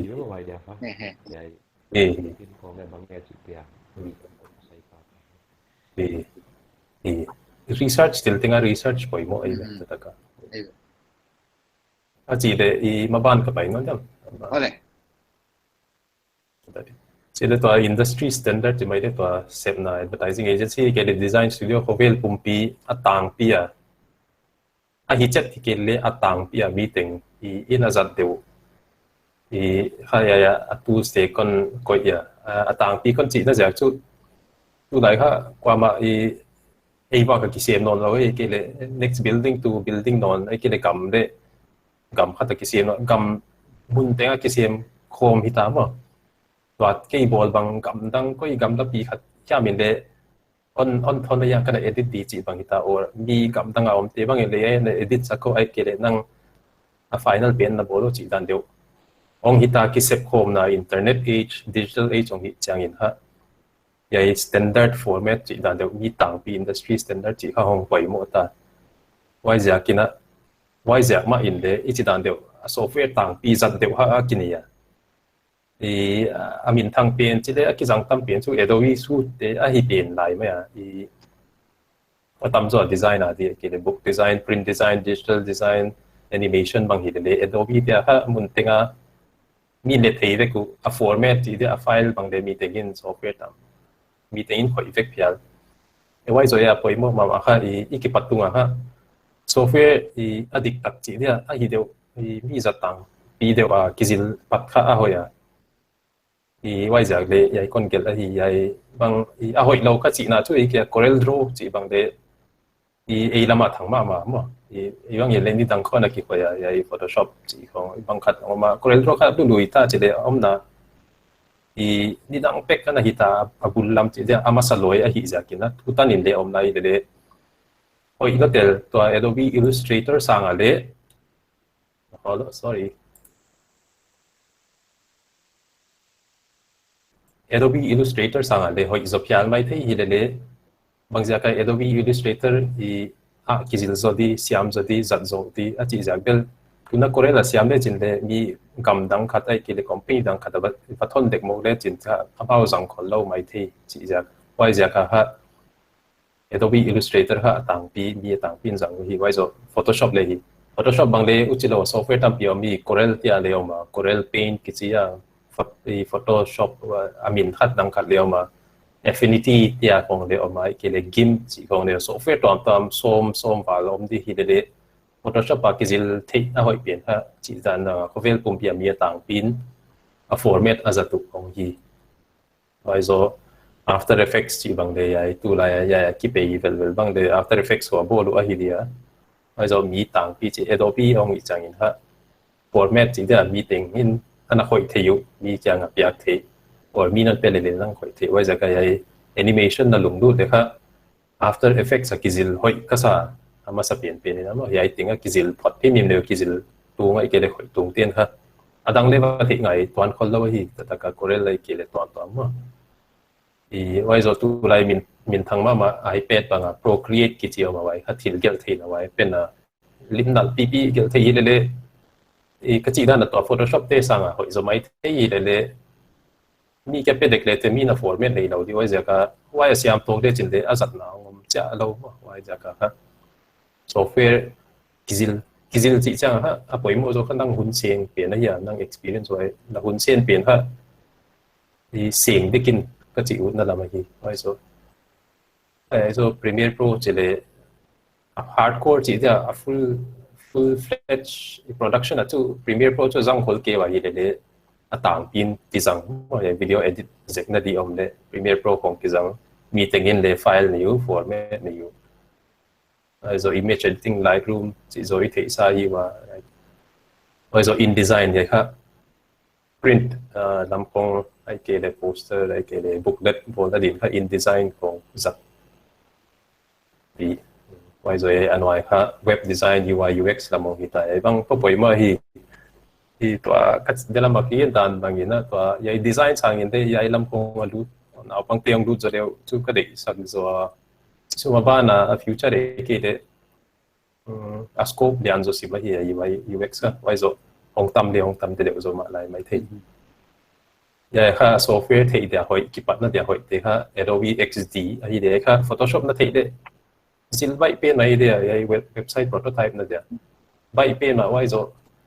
a final dan de khung prototype ba bi kyang kho de website link a functioning link chi dan de khak thi pa z a hi za kin ha yai kizil din hoi ka sa pen ma hello link ka koi khai ka wai zo khovel pumpia min ha zat ma chu fik ma ya open source le hi web based a software le nei ngai lo web browser a ki pan le website design thei mo ke wai zo i bang chi da i powerful ma wai zo mi tam pin jang bai be fik ma ke ji ka zalam ko le ko de i ai company kiến khát đi na bằng chỉ là a microsite tu Figma ka zang wa Figma zat pen ha a hoi na zak chu chỉ là de prototype pa thei to client te bang hi le i a link khak de chin na ma wa phone wa a hi di ma dan ko na zang thei pa mo ai za ka ha Figma khong ki zang tang pi wai zo ni industry standard dong hi sim ai chu a front end a back end dam dian dau ka ya wai zo sketch le Figma dan de ma hi meeting in azat a format open source wai zo i meeting to i pai home thei chin de khovel pumpia i zat na pi ma chilo framer.io chi dan de khong de oma hi le yai ting kho kizil ma sa le ai ke le na kizil na thei sao le ai ting kho tha azat na no di wai zo video editing a ha manga yai DaVinci Resolve chỉ không Premiere Pro Final Cut video làm cái thị loạt lốc chỉ theo cái làm mấy loạt lốc giặc thì nó con gain sao lốc đã thế cái khác edit ở here cái production này Hollywood ở kia đấy Hollywood studio liền PPT coi này edit media compiler này bằng composer cái gì đấy dạng tàng tiêu đi rồi DaVinci ha color correction là đi không dạng và rồi compositor đi dan khole zat thei very powerful chi din te 3D assets kong jang was a Premiere Pro chi le chu jai hui dan deu chi din te tu lai ko ma meeting in jang was a cut pro chi kong ai te ha chu bang chi da professional fee la ki jang lok ke hi le meeting thei da hoi ma ai cut was a 3D dam dong do te ha industry standard ka cinema 4D ke da lung lu khang chen chen le 3D ha adang teng sil sangina ya ki pan ma sa na ni aina thei le chu mun tenga opportunity om dena hi atam pin cinema 4D ke bang le kalung lu jakina ku masa lamina 3D ka kizila ke di hun nei da ni na ile ka kizil na ha cinema 4D ka na kizil ha wai sang ina wai zo man ta mai cinema 4D ha a license le ngai dia wai za ka a hoi zo chi dan de na blender kana za blender ka open source hi a thon le hi wai zo i tu la ya ong min thang ma ong ma ban chang ong ki sang ma di chi dan de chi ja kina tun ka zil pa na ai ka thon tu ale download in nan no le ki zil de te zat thei pa ai ile le pen ha to industry standard ong ngai lo industry standard ka cinema 4D ong hi de pe ne wai za ka na zil de ko le blender sang na cinema 4D ko zil de te na siam bule kama de zat thei pa ma so te chu hardcore de maya autodesk maya ke 3ds max houdini chi te kong chu hollywood ko ngai ke le ya bang chi da 3d a de wai tui ai ke le particle effect ai ke thil wa kham chi te kong a hardcore de wai te so de ti pat na ke le a the ngai ke te chu specialist ngen sim le hi wai te ma ya hi liao a min thang liao ma hi wa le thei na di chi dan de kon ko hi cái blender hong là thế khá configuration computer configuration function in smoothing zat thế dia ye te blender bang chu light ma software chi dia til model bien ha i system bang ki le i bang chi the mid level system chi mai di Ryzen 5 processor ai ke le Intel i5 ai ke le graphics card chu poimo gi ya poimo te te so 3D an hi de le chu an yam pe na chu GTX 1050 chi bek ai ke le AMD Radeon ile 560 chi tan bek an yam pen khat chu na le ngai te te ya i graphics card khat ma mai zo RAM chu 16GB tung nam chi khong he asang ve vu ale ngai lo hi thei vek ki de ong ki khiat na zo nangak pe inak le ong hi thei hi to hi wai a hi thei lo chi zom ke to MacBook ale kiran thei blender ka MacBook a hoi ke ka chi a hat ke chi nai lo le MacBook 3D a di da na keyboard ko lo ye chan de le ran za wai cha chu i na chi de ha no tel ve gu le ngai lo ma ye ten ka van za tang pi deu recap le Adobe na kizil le chu mun tenga na ta di chi din te wai za kin na kizil pale Adobe ti ama kizilin dang om le dang hoi zom le yai ma zil le te i na hun sen kha athon ke pen ti wai zo web designer hi le yai tenga kizil le te zat nam bek figma sketch ti ko zat thei pa cinema 4D le 3D ma wai zo khat kon lakut lai chu yai bang pa igen da na skill cha hi ke le graphic design ai ke le ai software te ha tool sai ya van zat e to i ke le carpenter bang hi le asinga na tool sai ya to wai adi na e adi ha ai software te ha tool so hi de la ma igen da na tool sa hong i cha ha hong poi mo zo mi na sep na ai ke le mun min ada izo min a value zo na boss ten a value zo na company ten a hon value zo ya isanga na on value zo na diha na idea ai an poimo ai kele til yai tool sa ki pandang bang na bol khete ya mi bol sa va bol hilawa mi bol sa da na bol hilaw pi atwam deu nang on idea hong po kya mai twa na jang thia til twam non bol the pin ha min ai angai poimo zo poimo zo pina explain na din ha yai video dan deu kon ko yai ian zwal diu What's the difference between a lumberjack and an ice sculptor?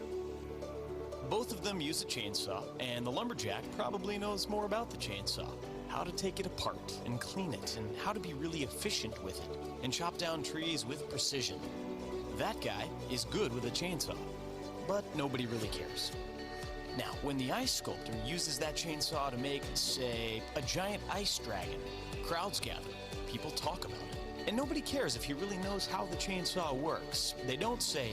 that guy is good with a chainsaw. No, they say, that guy is awesome. That guy is an artist. You can use the chainsaw to chop down a tree, or to make a 10-foot ice dragon. My advice? Don't be good with a chainsaw. Don't fixate on learning the tool. It makes no difference. Learn the craft. Be the ice sculptor. vậy là gen chẳng mà văn giật software cái văn giật ấy văn giật các bún mi tiếng này thì mi tiếng này giật thì để năng tu lại không biết là dia kami cái xiêm tầm lốp bê mà hi tata cả bộ cái evolve that cái đấy why rồi mi bang gen thấy được ai cái đấy mi work mi set mi vẫn thấy được đấy khác bang chỉ là ini udah chỉ cái phố kia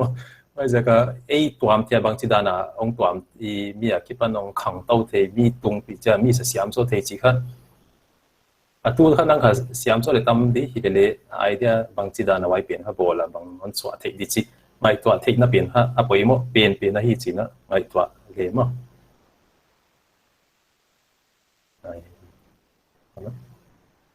bây giờ resources thì có gì thì chỉ không mà YouTube tu lại ha tất cả excuse không non đâu hi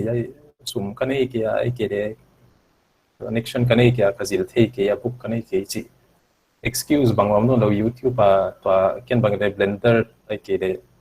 software tầm Unreal chỉ attack thì con Cinema 4D con cái gì là YouTube miền này hi thôi nào ông biết thì để bị ngài chỉ thôi thôi nào ông biết cái excuse cái azon na dikha cái chỉ excuse ha om thi non kia mà bây giờ cả azat ta bi tamzo cái photoshop bằng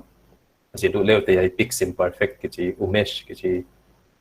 hồi biển mà courses thì ha cái logo design đã u le Will Peterson chỉ có hồi Adobe Illustrator con đi nó thấy u le Satori Graphics chỉ ba bằng hồi mà tutorials thì bằng courses con tam biển đi mà ít thấy thôi na chỉ là specialize để vào cái lúc skill share chỉ có liệu mà thôi là để ông đi vào cái sum piak cái để Coursera, Udemy chỉ để con thôi là resource tam pi ông biết cái gì để hay dùng thì biết mà dùng đủ ta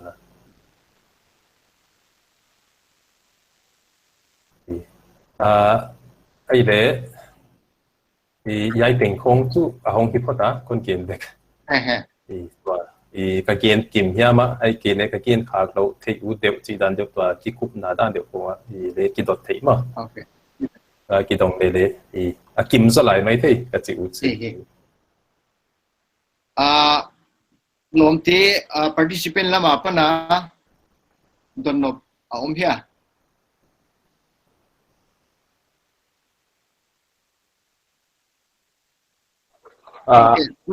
cái đó nó phát mà thì anh lộ ra chất phòng chút cái đồng kia này là no industry bằng cái annual pay rise thì cái increment chỉ được phòng bằng ra percent phòng cái điều chỉ bằng again thì nhá increment chỉ là percentage chỉ là để là bảo xem mình đột ra nói annual review phòng cái này mà performance review phòng cái này why ở đây ông kỳ thì bằng chỉ là ông kỳ kiến thì ông depend đấy à cái tầm số tu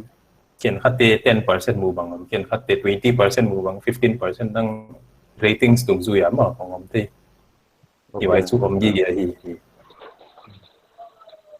thank you Ang tin ahon ngay tua sumun example hat kon gen jual dia ni kalom te ma school ka kai lai pol som ka he lai football la lung lu da asiama lung lut pen ma siam pen ma achi le sai imfala admission amua avaluda khat ma hong to pa ka kimo non again bangyam chi le lung lut ma siam le kisama alut ile ka balut tak le kalung lut na sanga ka kimo apoy mo na hong lian zo in hwai zo lo chidana hi graphic to next on natak ka khiam azak di hi le ilung lut na mai na kha hon tun no maban hon kalpidin ka ging ki ilung lut na khel effort piak ma ngai di ka ging ta ka sim chau lo le freelancing hi ya self employed hi ya ina sim hiam hi ja ka le comfort level tana I le chu nek piang sam le bang pi lo din ka ging ta hoi ja ka dena hu panon gen te hi aman ahon atwa khak te ma hin chin hei ting ma aman le hei ting ma tua to na dia kha alung lut na tan hi le hei ten tua din ka ging te kia ilung lut na ban ma zo na poimo hi ma ni mai I tal suan jing ma mi sang atam zo ka suan jing ma zo poimo hi chi kon be lap di ai cái đấy con học dịch điều xem là cái đi cái chị mà hi ai biến ha cái đấy vậy cái present time nó ha cái kia ye ha po poi mo hi graphic design chỉ là atam zo i bang chỉ là apwa ki pan etin ha ai ki de naw pang teng khang thate ma bu da nin ha anala like oh na pp ball computer ai ke 3D athil ball anal the ku le chi mo ki de na sep ka career to ei on passion thil ball zwal khang ki khep pen ma career ong hi tatak chang ina ne exam na di ai ki re chungkwan wang na di ma ban khwal na di a hong hi chang in ha ka ma hong hi mo cả mà không nghĩ rằng những ha anh nói là chỉ để ông đôi tất cả ha ông chỉ bằng việc xin mấy bên nít tiếng Anh thì là hiện ngay nít tiếng Anh thì là pp nói pp bộ nghĩ thà lâu đi nít tiếng Anh thì nếu chỉ chỉ nhưng vài pp bộ thì cảm vài biến ha ready ngay vài ready biến là đến passion ông phải mua vậy lúc lúc rồi chỉ đàn được không à chú tất cả cái nào con chỉ đi lúc rồi lúc là lúc xem mà discipline này kia là chú career ka anh thì cái bây giờ bang ada ka design bang na dulu pin bang ai bên ningan ningo ai bên tata kai set tata ka azia chu software thak kong amgi ke thil trend ong amgi ke ai ke ni to ki dil ai gi ke wai ting kha the apoi mo am o chi lo ni dang kho le min dan dong je ba i katapa ai ke katanu lai sit pe no lo in chin design zil na di ko na the ya bang chidan kam on chim ho like kin chu ka dong ut khol kya mo chidan deu bao kiện tiền làm ý kiến tiền là đi lâu chứ vì xin bị nó lâu ấy kia đấy thà đã chỉ đi hà vậy bị lâu thì thấy lâu này đấy chú thà ta kia nó chỉ mấy đấy Frank ta kia nó một tuần kia đi mà nó bị ngay hiện đang ở cái băng bay kia đấy lại xem lâu ra cả chỉ bằng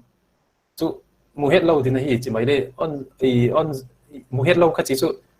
lại xem biển thì đâu à thì năng xem tập design là xem thì con đi tham gia sang lâu đi mà thì discipline khang quậy mo ai mà vậy thì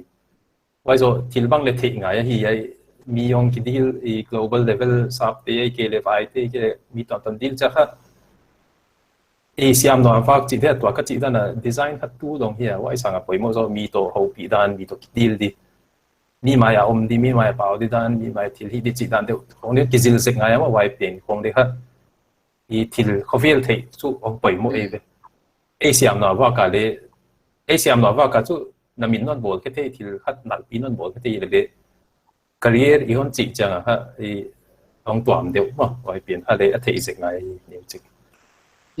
thì anh đang ngày tuổi yêu mới á hậu lúa chiếm lâu vậy adang kun dong zolo to kirele chalo le eu tu pa tua nang tunatan mo ay mi laki siem pau ki thi deu te lak konga atung bang za om di ai mina thì mi khop thôi về tất cả mọi cái xếp copy lalson ngày cái chỉ bằng điều mà thì tao làm cả vài lâu biar dian Guite bằng des ngày đi khá apan gen di mina thi siem di hiểu tu pa không có luôn tu apa hi ama hi vài lâu biar dian Guite bằng des sort pi ta kana same ta khati design mà tao hay na mà kipan same hi mà bằng des siam pen mà uchilo siam do sel ki chỉ bằng leo mà vài pa de anh accept na sota mo design na ma wai zo usiam te hito ko usiam te ana kipan tung ama saloya na hidiwa wai zo udun te ko nga na hidiwa wai zo uginza te ko nga hiwa chi dia wai ide to ko corporate la ma kha ba de la ma kon gen te ma wai ting corporate ta ka lut kham mo corporate ta ka lut kha chu amy siang a chu de la ma cái tôi là sân không cái gì mà vậy advertising agency cái thị tận nó mà design mà itu kan Bangalore base vậy mà ý cái là Delhi base gì đó ấy mà cái phao ấy cái mình phao lâu lắm lên tôi thì quay lâu vậy chứ quay cả ai lùng lúa tại in ngày ngắm chỉ để vậy cái con đồng lại non rồi thì movie không ai mua đan của mình á vậy last minute pressure chỉ không ai kia deadline chân chỉ không chạy stressful phết mà pressure sang phết mà situation chỉ không ảo mầm thâu nhé bằng gì thì nó thể là dia cả advertising agency bằng chứ xem nó là cả stressful environment phết chỉ mày chỉ muốn nghĩ đâu thì mày hết tất cả chỉ là cái mùng ngày lâu diễn chú hi rồi để campaign bằng ni đang cái concept na jail thì chỉ bằng xem xong thì ai cái concept vậy ha phone thằng con kia launch được S20 S21 chỉ con kia launch được chứ ha tôi có thể nào ha mà tâm bị con hiểu vậy cái bản ha campaign là đi bộ sẽ chơi mà vậy launch sẽ đi ai bộ hay chứ like stressful pain mà ai về tất cả mà abai hello stressful pain mà Okay. Rick, chat honen jual dile. rồi okay he likes how may I begin my career as you do late as this moment and as your career okay computer science cái phần mà vậy chú Computer science lùng lụt chỉ đang điều chỉnh phát đạt thì sẽ mình các thị sản đơn ha. career okay computer science là mấy cái mọi người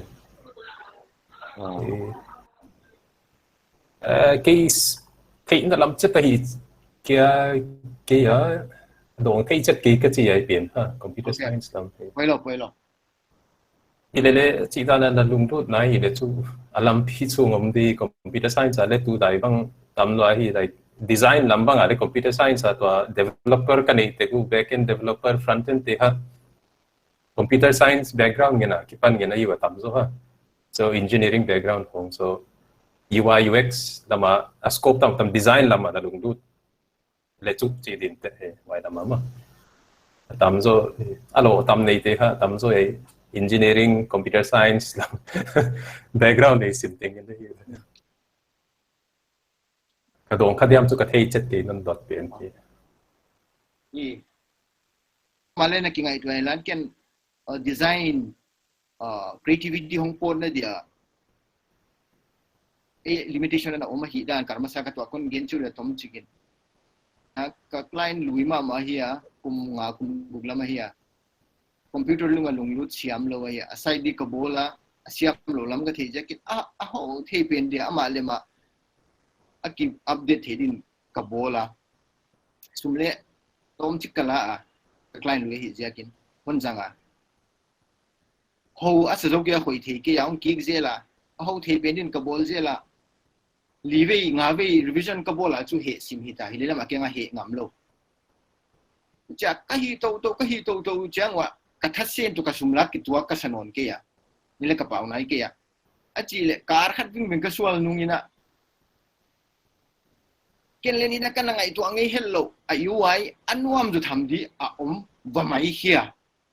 in wai ka wa mai hia pen kha ka hi le computer khoi thei thungin le ana hi thei di na hi kagin no wai pa buti to genon pus ki le ki potential wai dan kan ngai to thei di pen an ngai to hello de hi ba ja ka to kan ngai to pen kha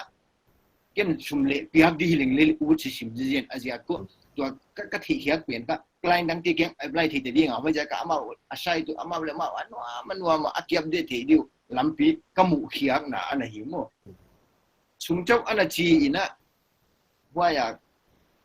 dakara kana sepza to kasumu kitwang non ki heza hon piak beo chi khoi na nangin leng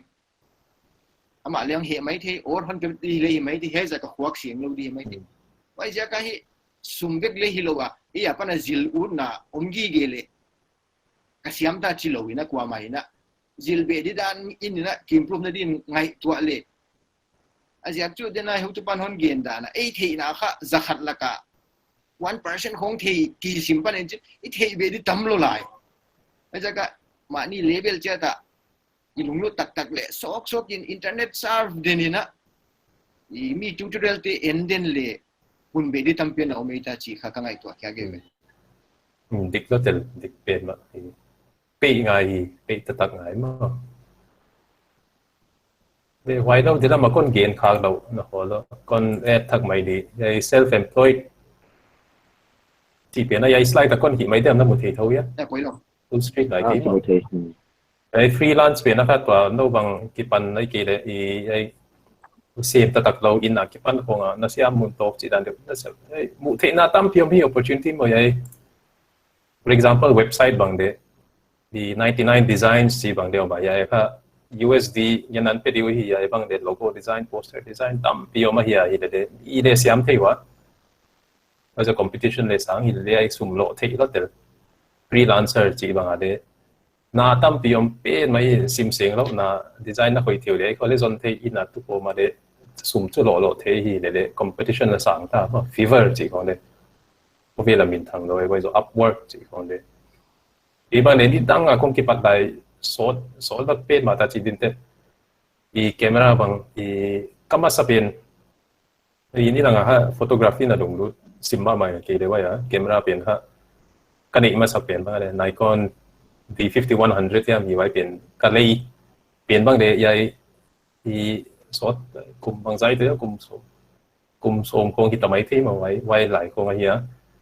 wai pen bang de yai tia ki pan i logo kong poster kong design a wa ka khola ka lei kya ka ya chi dan chu sumu the wa hi chi kon gen ut na hi ai te kong ma resource hoi pen mai ve te kong de meeting in internet ai chang ba payun nan zong deu te om de te cha chu ai kong de hi tu mai mai vài lâu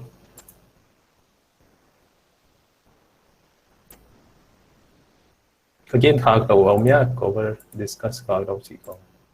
để chú Sept đa này vậy mà ilaka joy le corporate senior shimta ka thea creativity lam hiam chit ke te le tips hiam corporate world de thea hiya tips khaleni ông biết thế này đâu Ujidan juga te Guite ile yai ko wadan te ka very structured dan da usid mahia formal degree ji ka angai pilmo diwa wide na yai line na dina Rika bangena I formal degree na dina any degree hong ito le a college ai ka institution ka pilmo a pilmo nga isa ko wide na dana hong dog zual kam haglan da te bang Guite de ko institution ki pan te bang ki velua chi bang aman na thei di kachi ai dan kha I deram bale kon gen cha chu hi de to ma ba nong pai din kha poi mo thau din ka ging ta mo ka chi da na tu la yong lu thak te ye le kha degree nei sim net sim ma hi wa ken kha te bang New York ki pan Parsons School of Design chi ko vel pumpia design school hoi pe na ki pan khong pai khong de om wa uchilo yai NID ki pan tampi khong mo wai zaka en nei lo siam na liao le hi thei ile siam na liao kha lak leong hi sip uchilo ma ban changa competition ong sang de mi ong tam de di cha kha degree khong kha mi tengina a hi di dan ma chi thia wai a minimum requirement chi mok de kha anei thi lo ava apply thi lo pa ong ki pa ma wai zaka khaตัวหนาวปังลำเดียวเตะจิไม่ได้ตัวตั้มโซ่ก็หนาวปังเตะเลยหอยก็จะอังกฤษปันตุงไว้ปัจจุหอยเท่าดีกรีในจุหอยเท่าก็ซาหิดินเนาะ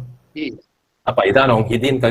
ก็ฮิซาบจีดินเตะตัวกุมสมหนุ่มอดีตแล้วมั้งนั่นเองแต่เดียว elimination criteria dan nong kisang mas apene je filter องกิจังดีเหรอไว้เป็นเยี่ยฮีก็จีอุจิลาวาจุนังเสียมก็จีด้านนัง own work portfolio นาบางตั้มเพียนเสียมตาclient dian PP hoi PP reputable mi za thei wai tan na sem kin tan hai le chu yai na bypass thei thawa nang siam na liao za kin wa hi de ta chi da na ban cha ha form fill up na LinkedIn nai ke le koi website da pain dan wa na tik ngai yai degree kan nei ke chi na wa hi le wai zo nang own work pen submit thei ke le te apply thei lo hi pa di chi dan de wa ma wai de le lung lu taki le chu ki pat dik hoi ka sai degree bang ida chu lut mai di wa ke bang de hi ai lam te kha ai lam ana ki pok lo ken le thei lo ai bang science hong wai zo bang chi da tu lai chi da na ai bang de government ka pe bang ana ki gel so tam pi ka lo sken kana tu ta na ka regret chi dia kana hi kha lo ka ki si kha un tam kana sieng lo te la mo wai i Sept di lo pi lai kha tan sim coaching kon kwan exam hong lu lut kon lo pi ana sim wai tinga kai isangina ichidan lam yai lam fi lan na kizil khai ga wai zo ke bang kalai zil kha ka degree kha social work even design to kisai hello wai bang ne ka kisi chu ka kisi te hin pa chu til ki learn be ka ya wai bang yai design lam ana hi kha hi deng at least ka career ke de ki thi na ha kum gup tan bang chu ma patuam kha te chi di ma wai o ai wai kha un pian ha koi ma dina Rika ina stress khongom imuthelo khong han chi lembi khet khatina wai kha ngai tu atin tu na nei kha kule ucha hi haksa cha hi bang cha ki got ka ki sim ki lo ka chi stress ka thei siama tu hat on gen le i guti hun tam tham ai zia ka anom na khan i keria la kha i hu would pen ma hi zia ka iluk na tanai leking iluk chang na sanai leking ai tu jingkal hong tho jingkal wang wa ka isip no ni bang leking ag lai ve ka kwa ma ka gen sian na hi lo na ma ni u thu hi lo wa sip na a hi zia ka se mi tampi jingchang office kai di li thoi na he chi mi tampi o me ve ai zia ka ma ni lungnu na tak sim khate na zan lum hak le jingkal tho chianga office kai non diam na sip non diam ilil lo na ziak bel i utak ilung tun na tak siam ha hi zia ka kha ki pa na ve ven ka thea ya mani lung lu luan na hi lo ana siam khate sangin ka chi thu aya mo jaga i hak sa thun ju koi ma nek zon na di chu hak sa hunom lo di le le ilung lu na hi zia kin wain ha na sa ta ka wai di hon hian hi a hi chi ka gen wam na da na hi